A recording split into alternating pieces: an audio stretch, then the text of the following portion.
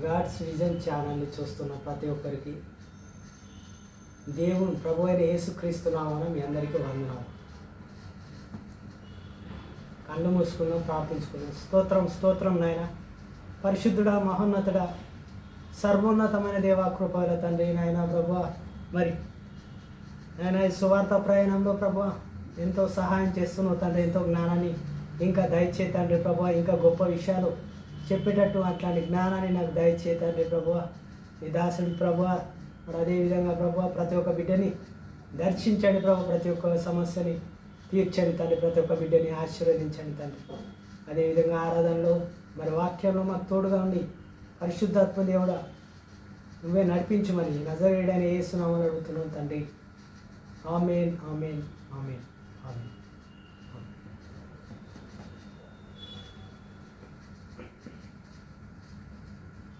మహిమ ఘనతకు అర్హుడవు నీవే నా దైవము, మహిమ ఘనతకు అర్హుడవు నీవే నా దైవము. సృష్టికర్త ముక్తిదాత, సృష్టికర్త ముక్తిదాత మస్తుతులకు పాత్రుడా, ఆరాధనా నీకే, ఆరాధనా నీకే, ఆరాధనా స్తుతి ఆరాధనా, ఆరాధనా నీకే, ఆరాధనా స్తుతి ఆరాధనా, ఆరాధనా నీకే. మన్నాను కురిపించినావు, బండ నుండి నీళ్ళిచ్చినావు, మన్నాను కురిపించినావు, బండ నుండి నీళ్ళిచ్చినావు. యెహోవా ఈరే చూచుకొనును, యెహోవా ఈరే చూచుకొనును, సర్వము సమకూర్చుము. ఆరాధనా నీకే, ఆరాధనా నీకే, ఆరాధనా స్తుతి ఆరాధనా, ఆరాధనా నీకే, ఆరాధనా నీకే, ఆరాధనా నీకే. వ్యాధులను తొలగించినావు, మృతులను మరి లేపినావు, వ్యాధులను తొలగించినావు, మృతులను మరి లేపినావు. యెహోవా రాఫా స్వస్థపరుచును, యెహోవా రాఫా స్వస్థపరుచును, నన్ను స్వస్థపరుచును. ఆరాధనా నీకే, ఆరాధనా నీకే. ఆమేన్. కన్ను మూసుకొని ప్రార్థించుకున్నాం. స్తోత్రం స్తోత్రం నాయన, పరిశుద్ధుడా, మహోన్నతుడా, సర్వోన్నతమైన దేవ, కృపగల తండ్రి, జ్ఞానంగల దేవ ప్రభువా, మరి మెనీ క్రిస్మస్ని మరి వాక్యాన్ని మరి దయచేసావు తండ్రి. మరి నాయన ఎన్నో విషయాలు ప్రభువా, మరి మత్తయి సువార్తలో ఎన్నో విషయాలు ఉన్నాయి తండ్రి, ఎన్నో గొప్ప కార్యాలు ఉన్నాయి తండ్రి.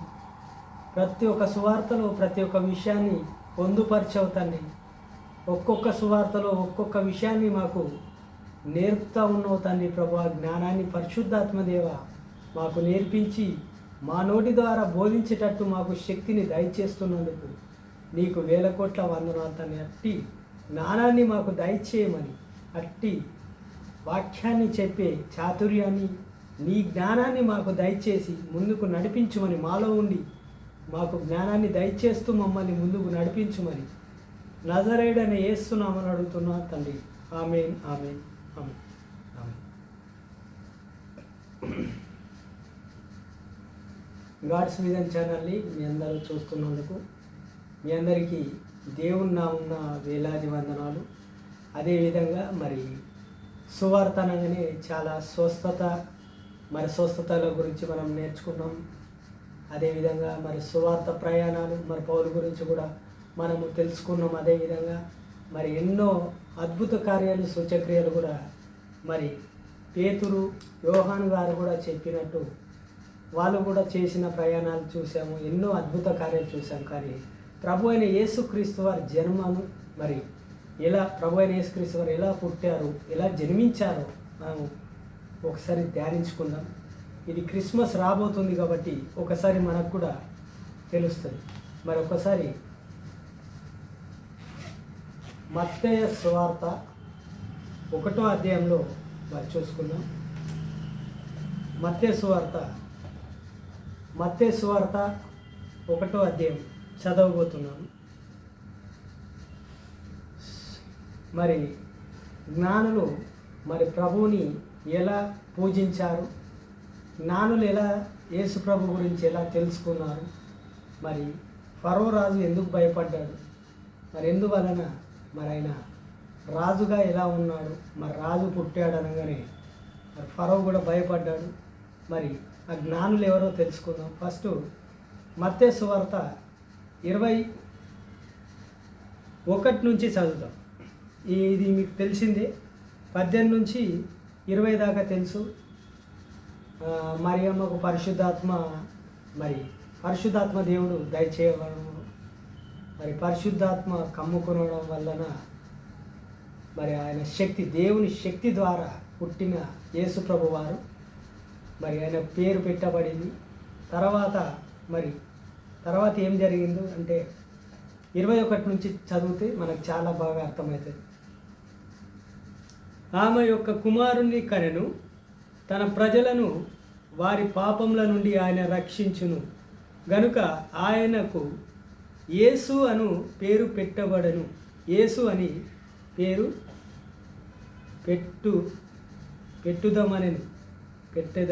పెట్టెదవానెను.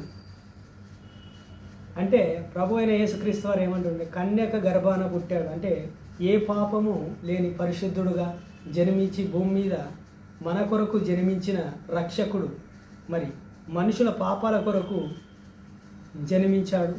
అదేవిధంగా చూస్తే పాపముల నుండి మనల్ని రక్షించడానికి రక్షకుడు పుట్టాడు. కాబట్టి ఆయన పేరు యేసు అని పేరు పెట్టబడింది. యేసు అనే పేరు పెట్టబడింది. అందువలన దానికి కారణము మన దేవదూత చెప్పడం వల్లనే ఆ పేరు పెట్టారు. మరి ఆ రకంగా చూసుకుంటే ఇదిగో కన్యక గర్భవతి అయిను, కుమారుణ్ణి కనెను, ఆయనకు ఇమానియేలు అని పేరు పెట్టెదరు. అంటే మరియమ్మ గురించి చెప్తున్నారు. ఆమె కన్యక ఉన్నది, ప్రదానం చేయకముందే మరి ఆమె గర్భవతి ఉన్నది. అది యేసేపుకి తెలిసి అనుమానం పడ్డ తర్వాత కూడా మరి స్వప్నమందు దేవదూత వచ్చి చెప్పింది. ఆమె పరిశుద్ధాత్మ ద్వారానే బిడ్డని కన్నది, ఎలాంటి తప్పుదం లేదు, ఆమె పరిశుద్ధురాలు, ఆమెను చేర్చుకో అని చెప్పగానే యేసేపు నీతిమంతుడు కాబట్టి దేవుణ్ణి దర్శించాడు. దేవుడు కలలో దేవదూత దర్శించడం వల్ల ఆయన నిజాన్ని తెలుసుకొని మరి ఆమెని మరి చేర్చుకున్నాడు. ఆ విధంగా మరి యేసుక్రీస్తు వారిని, ఆ బిడ్డని, శిశువుని, తల్లిని నువ్వు కాపాడాలి అని మరి నువ్వు చూసుకోవాలని ఆ దేవదూత చెప్పింది. అందువలన ఆయన నీతిమంతుడుగా ఉన్నాడు, దేవుని మాట విన్నాడు. అదే రకంగా చూసుకుంటే ఆయనకు ఇమానియేల్ అని పేరు పెట్టెదరు అని ప్రభువ తన ప్రవక్త ద్వారా పలికిన మాట నెరవేరునట్లు ఇందంతయు జరిగెను. ఇమానియేలు పేరునకు భాషాంతరము దేవుడు మనకు తోడై ఉండినని అర్థం. దేవుడు మనకు తోడై ఉండెనని అర్థం. ఇమానియేలు అనే అర్థము దేవుడు మనకు తోడై ఉండెనని అర్థం. అంటే దేవుడు మనకు తోడై ఉండును అని అర్థం. ఇమానియేలు అనే పేరుకి అర్థం. దానివలన తర్వాత యేసేపు నిద్ర మేలుకొని ప్రభుదూత తనకు ఆజ్ఞాపించిన ప్రకారము చేసి తన భార్యను చేర్చుకొని ఆమె కుమారుని కనువరకు ఆమెను ఎరగకుండానే అతడు ఆ కుమారునికి యేసు అని పేరు పెట్టాడు.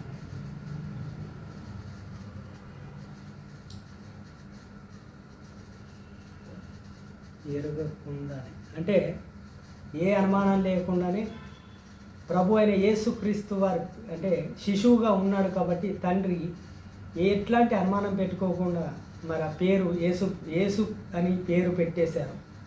మరి యేసేపు తండ్రి కాబట్టి తన కుమారుడికి యేసు అని పేరు ఎలాంటి ఆలోచన లేకుండా మరి ఆ దేవదూత ఏదైతే చెప్పిందో ఆ ప్రకారము దూత ఆజ్ఞాపించినట్టు చేసి ఆ ప్రకారమే ఆ పేరు యేసు అని పేరు పెట్టారు, కుమారునికి పేరు పెట్టి. తర్వాత చూస్తే 2వ అధ్యాయంలో చక్కగా ఉంటుంది. రాజైన హేరోదు దినంలో యందు యూదా దేశపు బెత్లెహేములో యేసు పుట్టెను. పిమ్మట ఇదిగో తూర్పు దేశపు జ్ఞానులు యెరూషలేమునకు వచ్చి యూదుల రాజు పుట్టిన వాడొకడు నున్నాడు తూర్పు దిక్కున మేము ఆయన నక్షత్రంను చూచి ఆయనను పూజించి వచ్చితిమి అని చెప్పిరి. హేరోదు రాజు ఈ సంగతి విన్నప్పుడు అతనితో కూడా యెరూషలేములో ఉన్న వారందరూ కలవరపడేది.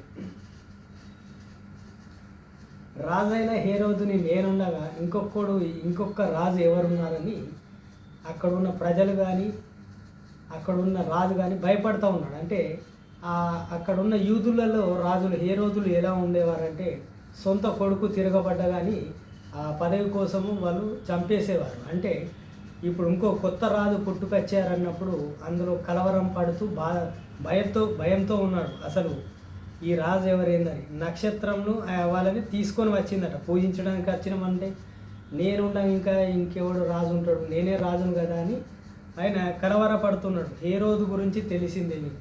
తర్వాత చూస్తే కాబట్టి రాజు ప్రధాన యాజకులను ప్రజలలో నుండి శాస్త్రులను అందరినీ సమకూర్చి క్రీస్తు ఎక్కడ పుట్టెనని వారిని అడిగాను. అందుకు వారు యూదయ బెత్లెహేములోనే ఎలయనగా యూదా దేశపు బెత్లెహేము నీవు యూదా ప్రధానులలో ఎంత మాత్రమును అల్పమైన దానివి కావు. ఇజ్రాయేలును నా ప్రజలను పరిపాలించిన అధిపతిని నీలో నుండి వచ్చును. అప్పటికి ఎక్కడి నుంచి వచ్చాడు ఈ క్రీస్తు అనేవాడు, ఎక్కడ పుట్టాడని అంటే మరి యెరూషలేములోనే బెత్లెహేమ్ అనే ప్రాంతంలో పుట్టాడు. అతను పుట్టాడని తెలుసుకోండి, మరి ఎక్కడ ఉన్నాడు అసలు అని రాజైన హేరోదు వాళ్ళకు చెప్తా ఉన్నాడు. మరి యూదయ బెత్లెహేమ్ కరెక్టే అని ప్రవక్త ద్వారా రాయబడి ఉన్నది. అంతటా హేరోదు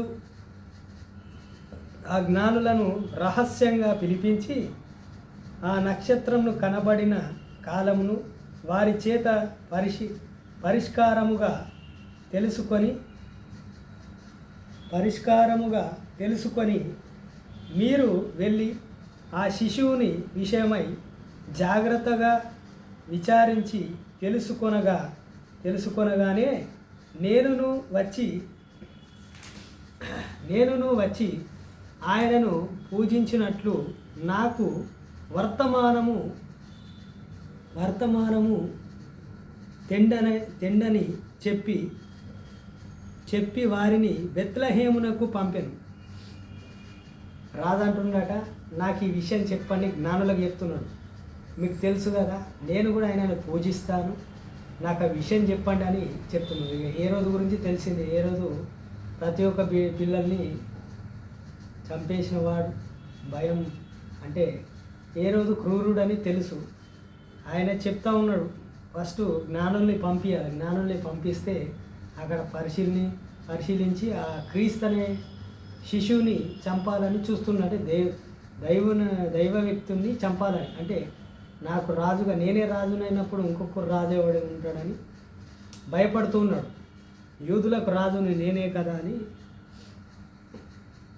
వారు రాజు మాట విని బయలుదేరి పోవుచుండగా ఇదిగో తూర్పు దేశమున వారు చూచిన నక్షత్రమును ఆ శిశువుని ఉండిన చోటికి మీదగా వచ్చి నిలిచే వరకు వారికి ముందుగా నడిచెను.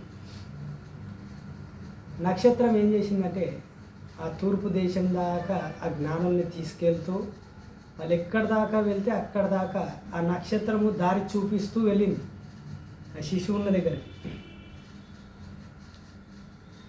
వాళ్ళు నడుచుకుంటూ వెళ్తూ ఉన్నారు. ఆ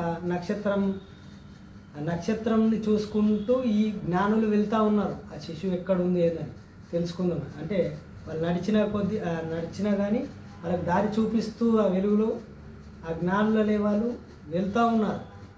వెళ్ళినప్పుడు వారు ఆ నక్షత్రంని చూచి అత్యంత ఆనందభరితులై ఇంటిలోనికి వచ్చి తల్లి అయిన మరియను ఆ శిశువుని ఇంటిలోకి వెళ్ళారట. సంతోషం ఆగలేక ఇంటిలోకి, మరి అక్కడ నక్షత్రం ఆగిపోయింది. ఆ ఇంటిలోకి వెళ్ళినప్పుడు తల్లి అయిన మరియను శిశువుని చూసి అత్యంత ఆనందంగా అంటే సంతోషంగా, అంటే మాకు రక్షకుడు పుట్టాడు, మాకు పాపాల నుంచి విడిపించేవాడు పుట్టాడు, రాజు పుట్టాడని ఆ జ్ఞానులు ఎంతో సంతోషంతో మరి పొంగిపోతూ ఉన్నారు. మరి వాళ్ళు ఏం తెచ్చారో చూద్దాం. చూచి సాగిలపడ్డారు, అంటే ఆయనను పూజించి, సాగిలపడి అంటే ఇట్లా బోర్లపడి ఆయన నమస్కరించారు, పూజించినప్పుడు మరి తన పెట్టెల్ని తీసుకొని వచ్చారు. విప్పి బంగారమును సాంబ్రాణిని బోలెమును కానుకలుగా ఆయనకు సమర్పించెను. బంగారం అంటే పెట్టెలు విప్పి బంగారమును సాంబ్రాణిని బోలెమును కానుకలుగా ఆయనకు సమర్పించెను. అంటే అక్కడ పండగ వాతావరణం వచ్చిందా లేదా? అంటే వీళ్ళు ఎవరు? జ్ఞానులకు దేవుడు నక్షత్రాన్ని చూపించాడు. ఆ నక్షత్రాన్ని చూసుకుంటూ వాళ్ళు వచ్చారు. అక్కడ దూత కూడా చెప్పింది. మరి ఆ ప్రకారమే ఆ నక్షత్రాన్ని గ్రహిస్తూ వెళ్ళారు. మరి రక్షకుడు వచ్చాడు, భూమి మీద పుడుతున్నాడు, ఆ శిశువుని చూడాలని రాజు దగ్గరికి వెళ్ళారు. రాజేమో మీరు వెళ్ళి కనుక్కోండి అన్నారు. ఆ నక్షత్రం కూడా సహాయం పడ్డది. అక్కడికి వెళ్ళి కూడా మరి ప్రభువుని పూజిస్తున్నారు. అంటే బంగారము సాంబ్రాణి బోలెమును కానుకలుగా ఆయనకు సమర్పించారు. అంటే బంగారం ఇచ్చారు, సాంబ్రాణి ఇచ్చారు, బోలెంలో కానుకలు, ఎన్నో కానుకలు, అంటే క్రిస్మస్ గిఫ్ట్స్ అంటే బిడ్డ పుట్టినప్పుడు మనము కానుకలు ఇస్తాం కదా, బారసాల అయినప్పుడు పిల్లలకు ఏదో కానుక తీసుకెళ్ళాలంటాం కదా. అట్లా ప్రభువుకి అప్పుడే బంగారము, సాంబ్రాణి, బోలెం, అంటే ఆయన ఒక రాజు అని వాళ్ళు కనుగొని, ఈయన రాజే, ఈయన రక్షకుడని వాళ్ళు తెలుసుకొని, ఈయన నిజమైన రక్షకుడు, ఈయన దైవ కుమారుడని తెలుసుకొని అక్కడున్న జ్ఞానులు మరి ఆయన దగ్గరికి వచ్చారు. మరి ఆయనకు సమర్పించి పూజించారు. బంగారంతోనూ సాంబ్రాణితోనూ బోలంతోనూ కానుకలుగా ఆయనకు సమర్పించారు. తర్వాత ఏ రోజు నొద్దకు వెళ్ళవద్దని స్వప్నమందు దేవదూత చేత బోధింపబడిన వారైతిరి వీళ్ళకు కూడా దర్శనమైంది. మరి స్వప్నమందు అంటే మరి వీళ్ళు పడుకున్నప్పుడు దేవదూత వీళ్ళకు దర్శనం ద్వారా మీరు వెళ్ళకండి, ఏ రోజు రాజు దగ్గరికి వెళ్ళకండి, మీరు వేరే దిక్కు నుంచి వెళ్ళిపోండి, శిశువు గురించి మీరు చెప్పకండి అని, అసలు ఏ రోజు దగ్గరికి వెళ్ళకండి అని దేవదూత చెప్తున్నది. దూత వచ్చి చెప్తున్నది, మీరు వెళ్ళకండి అక్కడికి.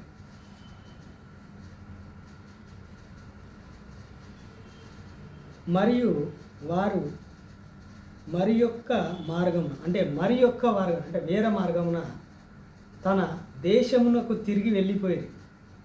జ్ఞానులు ఎలా అయితే వచ్చారో మళ్ళీ అదే రీతిగా వాళ్ళ దేశానికి వెళ్ళిపోయారు. అంటే దూత వచ్చి స్వప్నమందు దర్శనమందు చెప్పారు, నువ్వు ఏ రోజు దగ్గరికి వెళ్ళొద్దు, మీరు ఇలా వెళ్ళండి అని చెప్తే వాళ్ళు ఆ రీతిగా వాళ్ళు వెళ్ళిపోయారు. అంటే దేవుడికి మరి ప్రభు అయిన యేసుక్రీస్తు వారు క్రిస్మస్ పండుగ అక్కడ జరిగినట్టు తెలుస్తుంది. ఎందుకంటే ఒక బిడ్డ పుట్టినప్పుడు మన ఇంట్లో ఫంక్షన్ ఎలా చేసామో, అంటే మన చూస్తూ ఉంటాం, మన రిలేటివ్స్లో కానీ మరి చూస్తూ ఉంటాం, మనం బంగారం కానీ ఏదైనా చేసినప్పుడు, బారసాలు కానీ ఏదైనా చేసినప్పుడు ఎగ్జాంపుల్గా చెప్తా ఉన్నాను. అలా చేసినప్పుడు వీళ్ళు కూడా ప్రభు అయిన యేసుక్రీస్తు వారు కూడా అంటే ఒక గిఫ్ట్, అంటే బారసాలు అంటే రాజు కాబట్టి, రాజు పుట్టాడు కాబట్టి బంగారము, సాంబ్రాణి అంటే పొగ, అంటే చాలా ఆయన ఒక రాజుగా చూశారు, ఒక రాజుగా, ఒక బిడ్డగా గొప్పగానే చూశారు. ఒక పండుగ వాతావరణం అక్కడ వచ్చింది. అంటే అంత ముగ్గురు జ్ఞానులు వచ్చి పూజించడము, ఆ సాంబ్రాణి పొగ, అది బంగారం ఇవ్వడం, కానుకలు ఇవ్వడం. అక్కడికి ఆయన దగ్గరికే దేవుని దగ్గరికి వాళ్ళు వచ్చారు. అంటే దేవుడు ఎంత గొప్పవాడో చెప్పండి. అంటే వాళ్ళు రక్షకుడని తెలుసుకొని, ఈయననే నిజమైన దేవుడు, ఈయననే నిజమైన రాజు అని తెలుసుకొని, అక్కడ ఏముంది, రక్షకుడు, రాజు, రక్షకుడు అని తెలిసింది, రాజు అని తెలిసింది, పరిశుద్ధుడు అని తెలిసింది పరిశుద్ధాత్మ ద్వారా.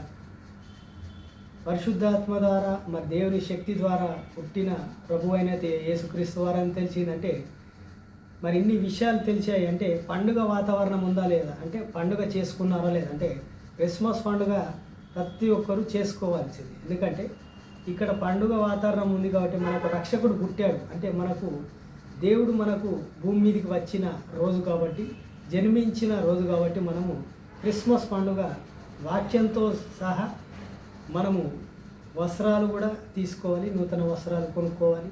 అది మన ఇష్టం మీద ఉంటుంది. ఇక మనం చక్కగా ప్రార్థన చేసుకోవాలి, పాటలు పాడుకోవాలి, చక్కగా వాక్యం చదువుకోవాలి.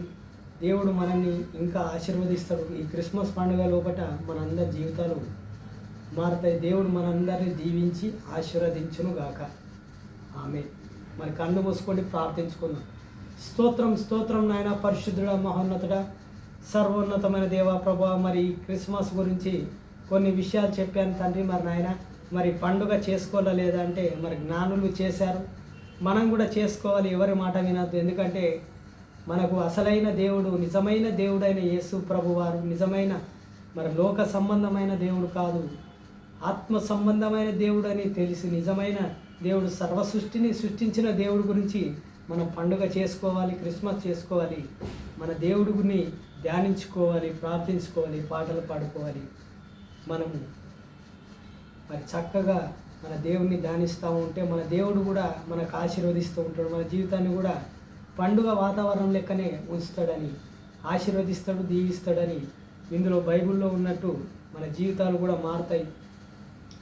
మరి అంత గొప్ప దేవుడిని మనము పండుగ చేసుకోవాలి, మనం ధ్యానించుకోవాలి. మరి ప్రతి ఒక్కరు ఆత్మీయంగా ఎదగాలి. మరి అదేవిధంగా ప్రతి ఒక్కరు జీవితంలో కూడా ఎదగాలి ప్రభువ. ప్రతి ఒక్కరి జీవితాన్ని మార్చండి, ప్రతి ఒక్క బిడ్డల్ని ఆశీర్వదించండి, దీవించండి.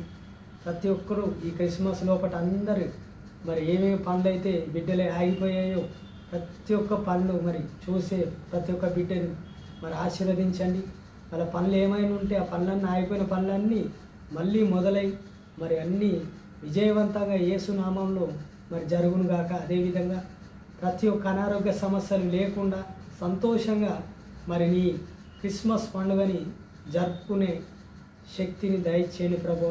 బిడ్డలందరూ మరి చర్చిలోకి వెళ్ళి ప్రభు ప్రార్థనలు చక్కగా ప్రార్థన చేసుకొని వాక్యం విని చక్కగా బిడ్డలు మరి అక్కడున్న జ్ఞానాన్ని పొందుకొని మరి వచ్చి నిన్ను ధ్యానించుకునే శక్తిని దయచేయండి తండ్రి. అదేవిధంగా మరి గాడ్స్ విజన్ ఛానల్ చూస్తున్న ప్రతి ఒక్క బిడ్డని దీవించండి, ఆశీర్వదించండి. ఈ విన్న వాక్యాన్ని ప్రభు వాళ్ళందరికీ ఆశీర్వాదంగా మారుగాక. అదేవిధంగా మా కుటుంబాన్ని, మమ్మల్ని కూడా ఆశీర్వదించండి తండ్రి. అదేవిధంగా తండ్రి ప్రతి ఒక్క బిడ్డ సమస్యల్ని మరి క్రిస్మస్ పండుగ లోపల ప్రతి ఒక్క సమస్యలన్నీ తీసేసి పండుగ వాతావరణంగా మార్చుమని నజరేయుడని యేసునామములో అడుగుతున్నాం పరమ తండ్రి. ఆమేన్ ఆమేన్. మీ అందరికీ ప్రభు అయిన యేసుక్రీస్తు నామములో వందనాలు. ఆమేన్.